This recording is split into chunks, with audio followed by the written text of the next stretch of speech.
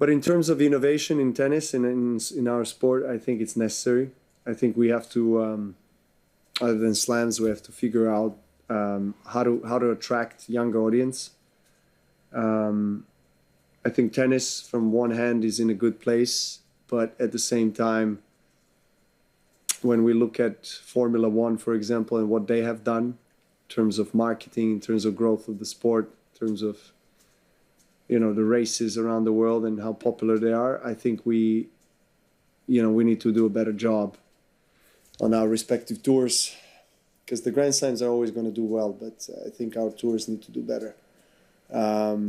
And we are lucky to be very historic and very global sport, but I think one of the studies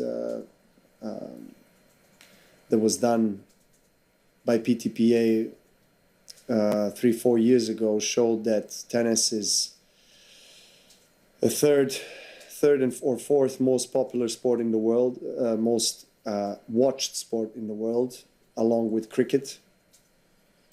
Number one is obviously football, or soccer as you call it in States, and the second one is basketball, and then it's tennis and cricket. But tennis is number 9 or 10 on the list of all sports in terms of using its popularity,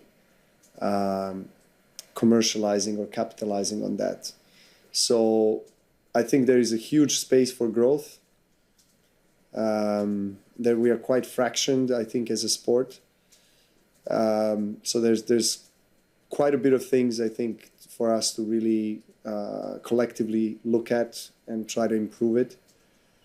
And we need to grow the number of players that live from this sport. We still, very, very rarely do I see in the media that you guys are writing about the fact that you have only 350 or 400 players, both men, women, singles, doubles, across the board that live from this sport on this planet. And that's, for me, deeply concerning, because, yes, we talk about the Grand Slam winner wins this or that, but then it's always the focus on the grand prize. But what about the base level? I think we're still doing a very poor job there, very poor job, because tennis is a very global sport, and it's loved by millions of children that pick up a racket and want to play, but we don't make it accessible. We don't make it so affordable, especially in the countries like mine, that doesn't have a strong federation that has Grand Slam or, history or big budgets. So I think collectively, we all have to come together and understand how to maintain the sport's, let's say, foundation, or create a new foundation, a cornerstone of really what tennis is about, which is the base level, right? The club level.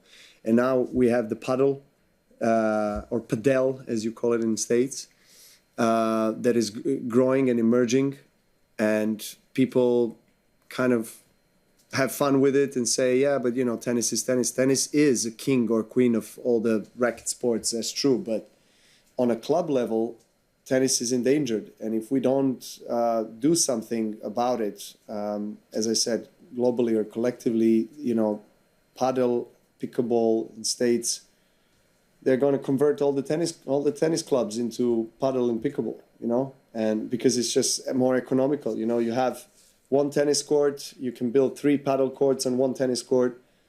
You do the simple math. It's just much more financially viable for an owner of the club to have those courts. So those are just some of the things that I wanted to share. But in a grand scheme of things, I feel like we need to address all of this.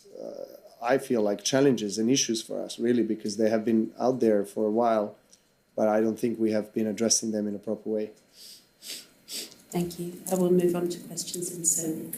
We can do. I answered a very long one. We can do 1 or 2. That was more than you asked for.